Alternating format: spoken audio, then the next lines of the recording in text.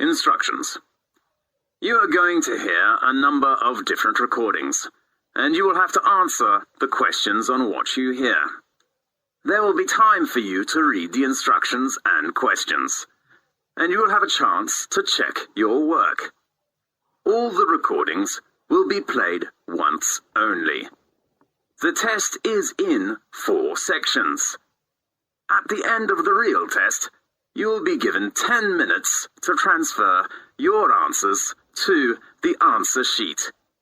Now, turn to Section 1. Section 1. You will hear a telephone conversation about house facilities. First, you have some time to look at questions 1 to 4.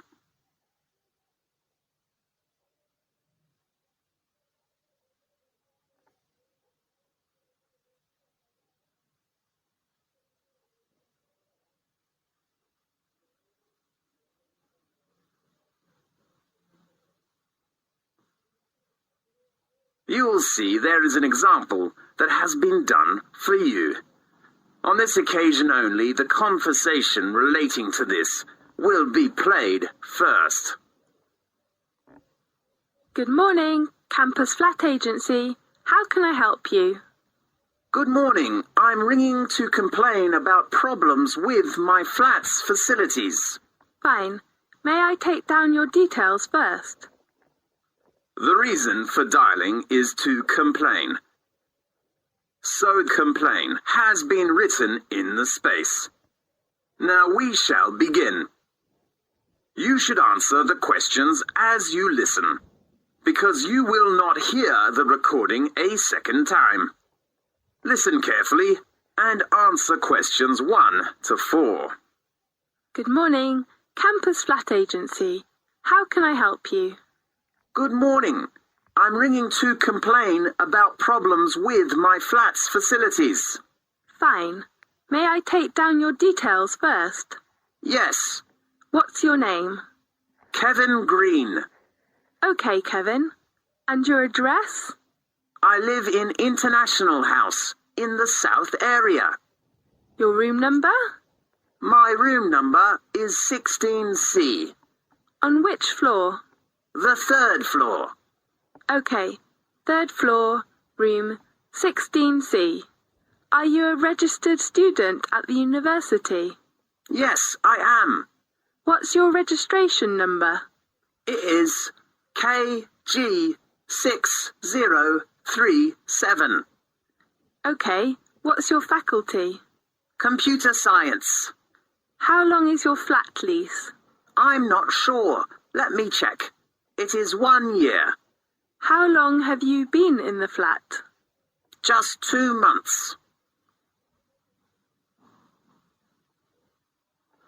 Now, look at questions 5 to 10.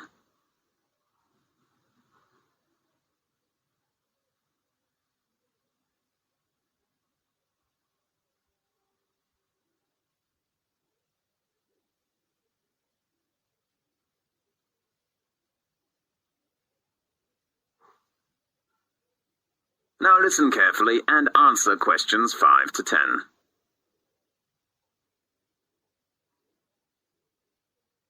Well, what are the problems that you've been having? The first thing is the bathroom tap. Let me take notes. Tap in your bathroom. What's wrong with it? It is leaking. I'd really hope to get that replaced right now. Okay, how about this afternoon? That's great. Anything else? The next one is the stove in the kitchen. What's the trouble with it? You know, the stove is not a new one when we moved into the flat. Yes. Does it work? No. The door of the stove is broken. Okay. How about repairing it next week? Fine. And the last point is the problem of the TV set. What's the matter with the TV set? It had no sound from the day before yesterday. Fine. I do hope you can repair it as soon as possible. You know, there will be a very good football match on tomorrow evening. We all hope to watch it. Okay, how about we repair it at the same time as your stove? Great. Anything else? No, just 3 items. Okay, we will get a repairman over to you tomorrow afternoon. Are you available at that time? I will return to the flat at about 4 o'clock. So, how about 5 o'clock? Fine. You can contact the repairman if your time will be changed. Okay. His phone number is 654 33747. Right. Do you have any questions? Let me think. Yes. How about the repair fee? Usually, the price is at least £5, but you just used 2 months, so we offer free repair. That's so great. Thank you very much. You're welcome. Goodbye. Goodbye. This is the end of section 1. You now have half a minute to check your answers.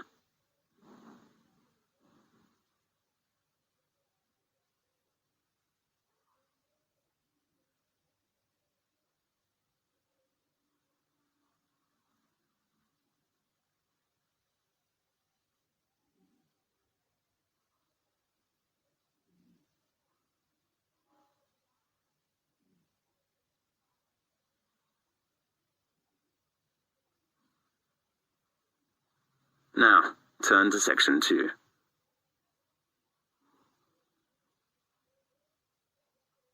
Section 2. You will hear a lecture about a sports centre. First, you have some time to look at questions 11 to 15.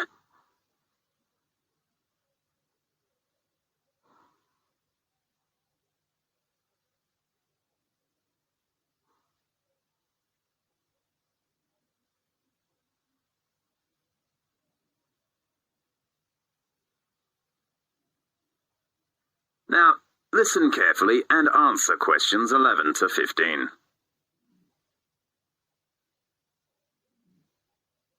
Welcome to the Edge Climbing Center. I'm Jason White, Manager Assistant. I'd like to give you an introduction about the Climbing Center. The Edge Climbing Center was opened in 1994 and reconstructed and doubled its original size in 1998. The Edge is a founder member of the Association of British Climbing Walls and supports the work of the British Mountaineering Council. As you know, climbing is a great activity for keeping fit and healthy. So we aim to provide a climbing experience that is enjoyable, imaginative, and challenging. Let's begin with our facilities. The first one I'd like to introduce you to is the main hall. With over 150 routes, the main hall packs in a huge variety of climbs on featured and flat panels.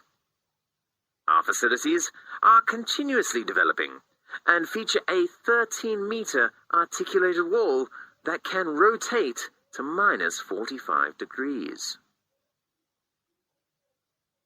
Easier routes can be top-roped. Other routes have quick draws in place of the lead climber. We think we have every angle covered.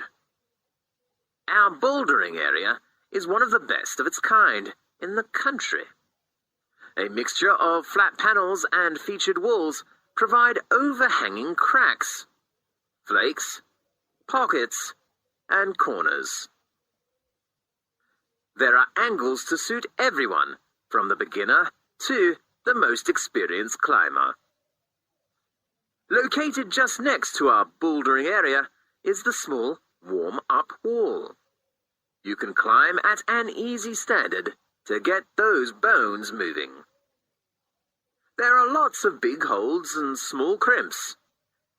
In addition, it is also equipped with top ropes that are ideal for demonstrating techniques to novices.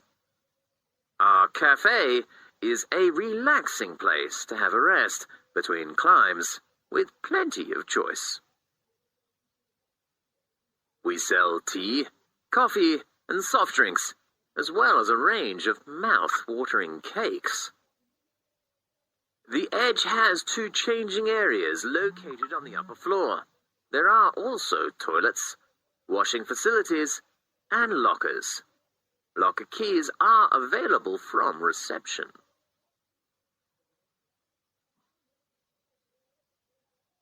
Now, look at questions 16 to 20.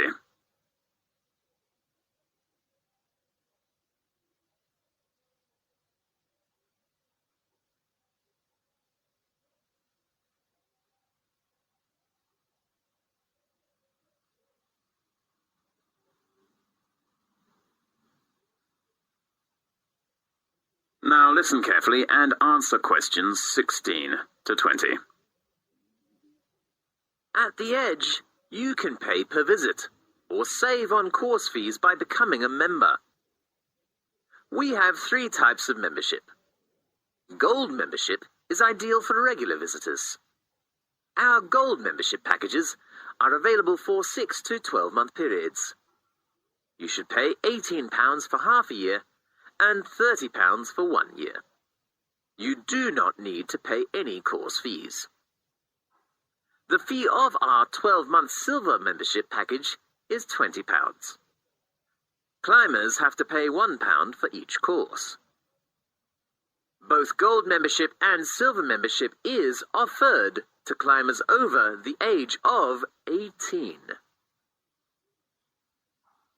Meanwhile, younger climbers, aged from 14 to 17, should try the Bronze membership, which is more suitable.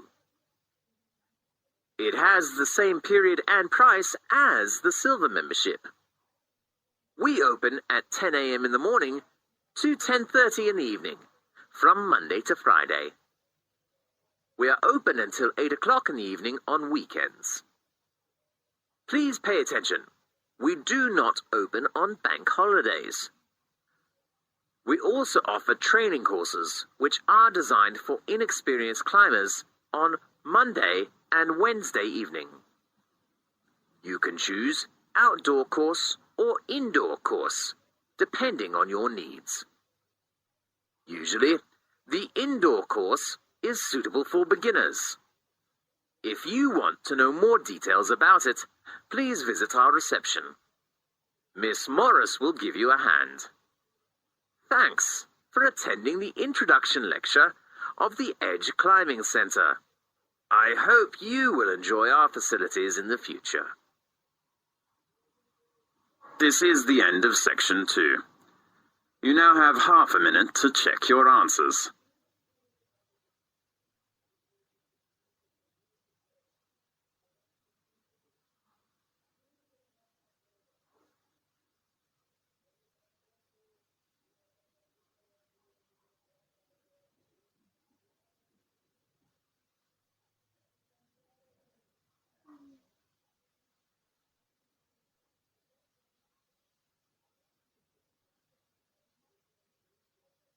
Now turn to section 3.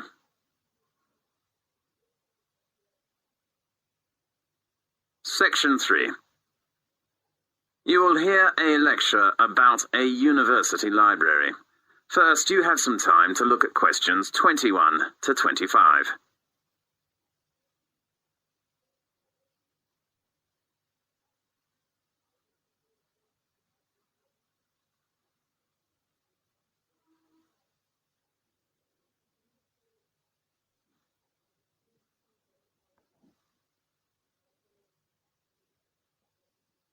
Now, listen carefully and answer questions 21 to 25.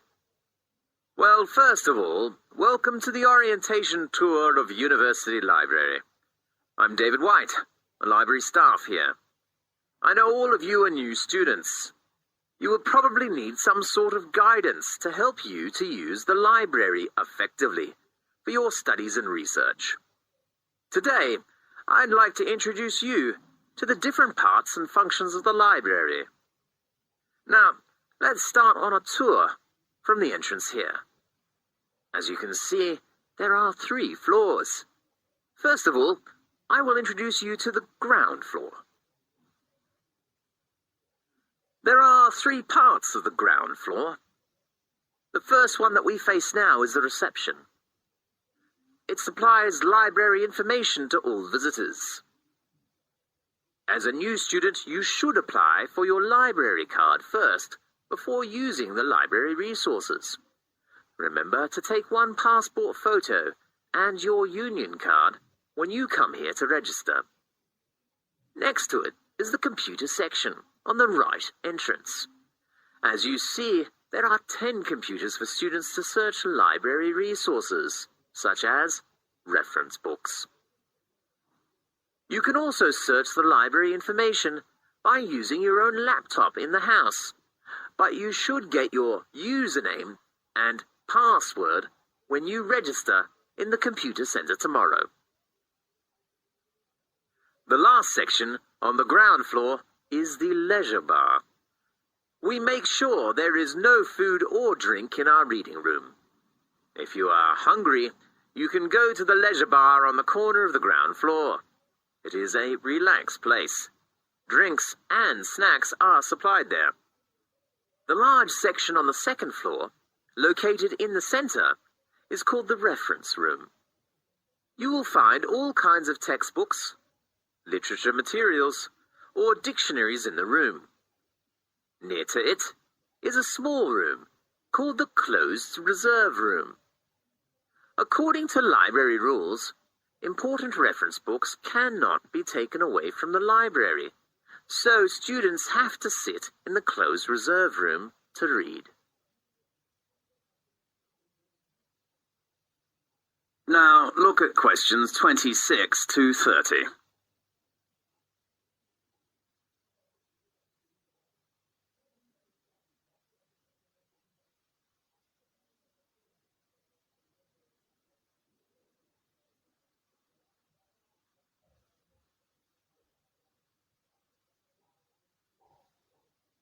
Now listen to the tape and answer the questions 26 to 30.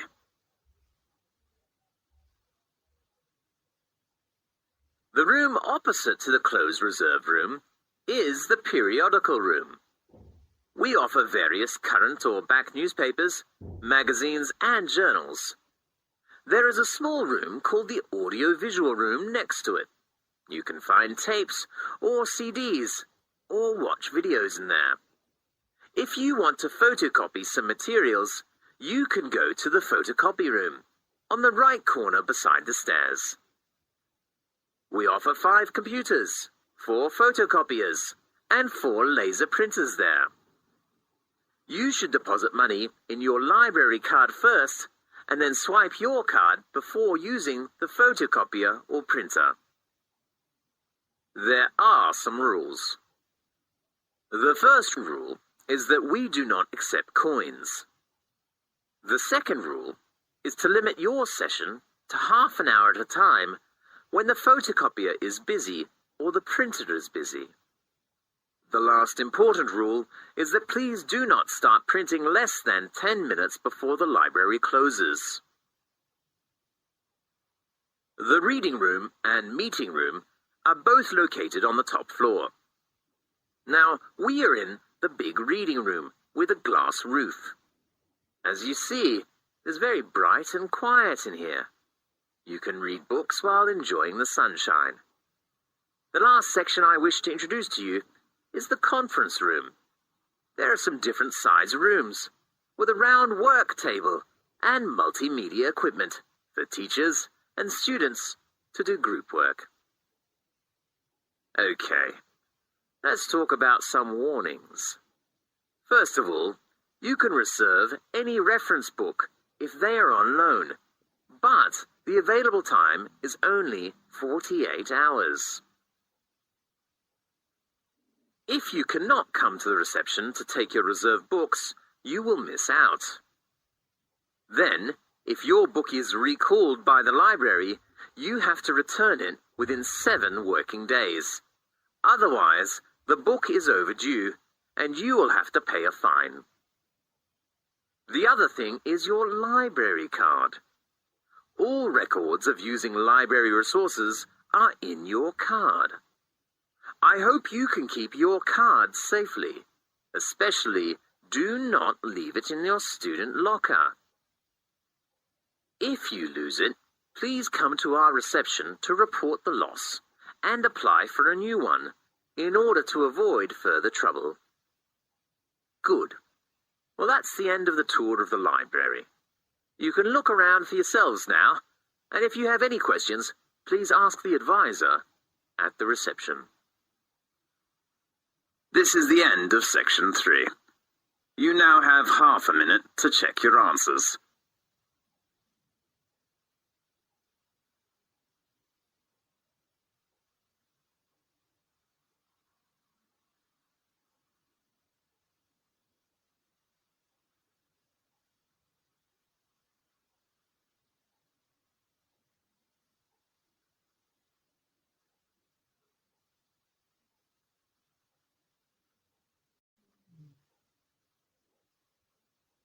Now, turn to section 4.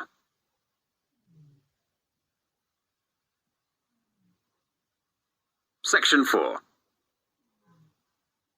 You will hear a lecture about British holidays. First, you have some time to look at questions 31 to 40.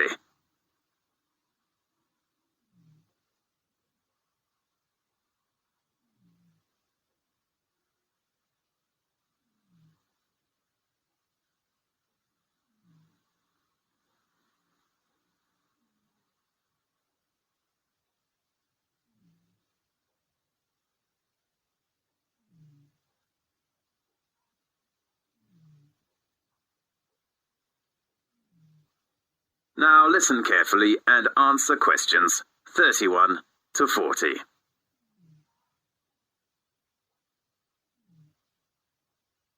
British celebrate many religious, historical, social, and cultural holidays throughout the year. Some holidays, marked on calendar, are celebrated throughout the country. Others are based on local customs and traditions which reflect the variety of experience in different regions. Britain remains mainly a Christian nation, but most Britons do not go to church regularly or engage in Christian worship. Because of immigration and changing beliefs, most of the world's religions are practiced in Britain, such as Hindu, Judaism, Muslim faith, and the Sikh. Christmas is the biggest and best-loved British holiday. While Christmas has a Christian meaning, it commemorates the birth of Jesus Christ. People usually celebrate Christmas by decorating homes and workplaces with colored lights and Christmas trees and ornaments and exchanging gifts. There are 3 traditional Christmas activities in Britain. One is the Christmas pantomime, a comical musical play. Another British Christmas tradition is to hear the Queen give her Christmas speech over television and radio. The British Queen is also the Queen of other nations, such as Canada and Australia, and so her speech is broadcast to millions of subjects throughout the world. The third British Christmas tradition, which is also celebrated in countries with British heritage, is Boxing Day, which falls on the day after Christmas. People used to give Christmas gifts or money to their staff on Boxing Day. However, a new Boxing Day custom has emerged. It is shopping. But for most people, it is a day of visiting, eating, and relaxing. For churchgoers, the biggest holiday is Easter, not Christmas. It is the most important Christian festival in Britain. Easter commemorates the crucifixion and resurrection of Jesus Christ. Easter is in the spring, when universities and schools are closed for breaks. During the Easter period, Christians attend many church services and charity activities. Easter eggs are the main symbol of Easter.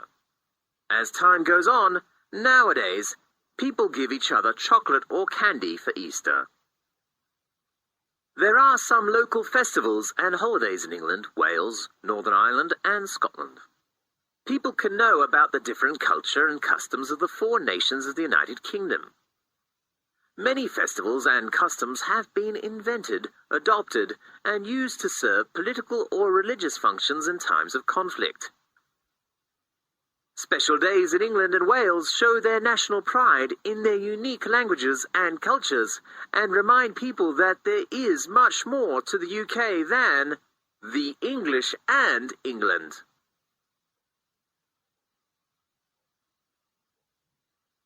One truly English holiday in England is called Bonfire Night, celebrated in early November. English people celebrate this event in the traditional way. Small children with a straw effigy called the Guy appear on British streets. They beg for money from passing adults. They buy lots of fireworks to set off on Bonfire Night. Most communities have public bonfires, where people gather to cook potatoes and sausages in the fire and watch fireworks performing. The biggest Bonfires Night celebration is held in the small medieval town of Lewes, where torchlight parades wind through the narrow streets.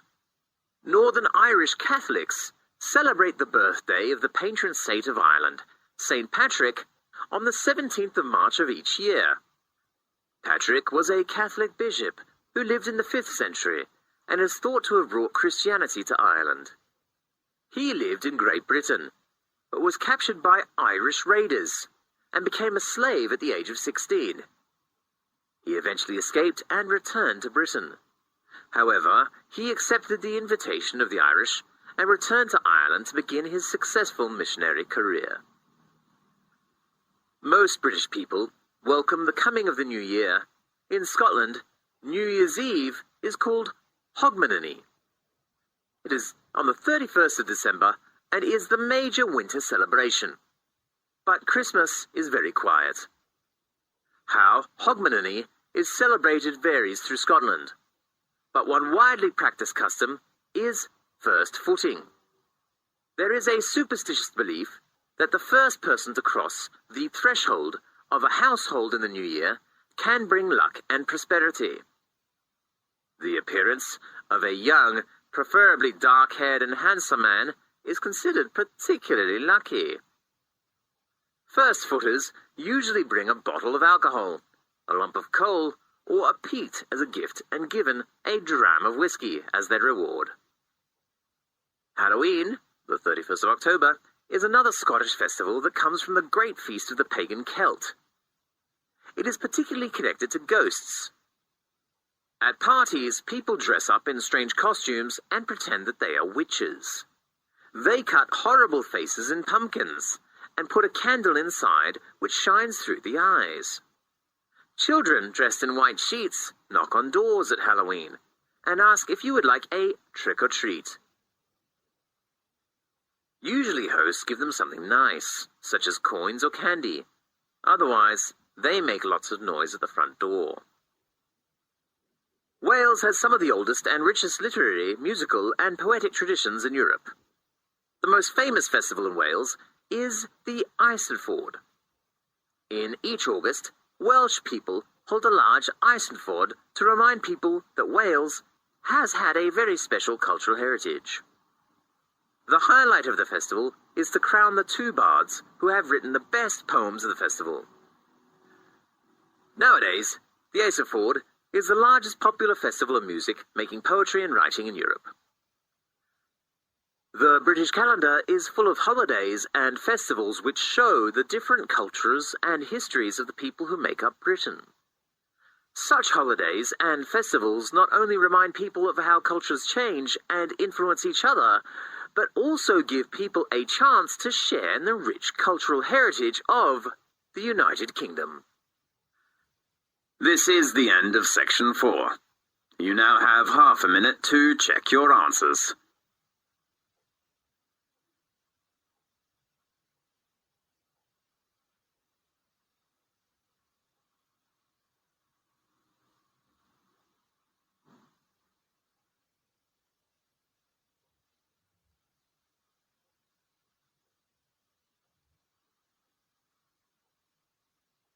This is the end of the listening test. You now have 10 minutes to transfer your answers to the listening answer sheet.